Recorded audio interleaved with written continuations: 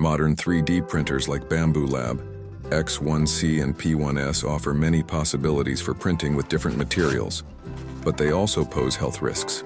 When printing with polymers and composites, high temperatures release vapors and microparticles, especially from hygroscopic materials that absorb moisture and release it along with fine particles into the air.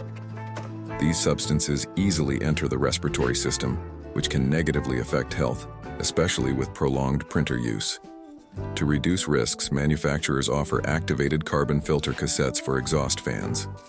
Activated carbon effectively absorbs harmful vapors and microparticles, creating a safer environment. The simplest solution is to buy a ready-made filter or print a filter cassette yourself and fill it with activated carbon. Suitable carbon can be found in hardware stores, kitchen exhaust sections, pet stores, aquarium carbon, or filtration system suppliers. I used carbon from a kitchen exhaust cassette for my 3D printer filter. The granule size matched the original printer cartridges. I designed a thin-walled filter cassette to maximize airflow, which showed excellent results compared to the original. More activated carbon enhances filtration efficiency, and the thin walls improve airflow.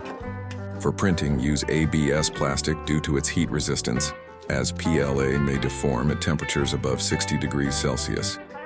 If you print frequently, replace activated carbon every 60 days. This can vary depending on materials and print intensity, but regular replacement ensures a cleaner workspace. To monitor filter condition, check the carbon's color. Gray indicates saturation. Notice any persistent polymer smells.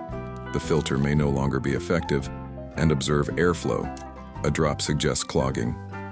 Take care of your health. It's priceless. Everything else you can buy. Links to the materials can be found below in the description under the video.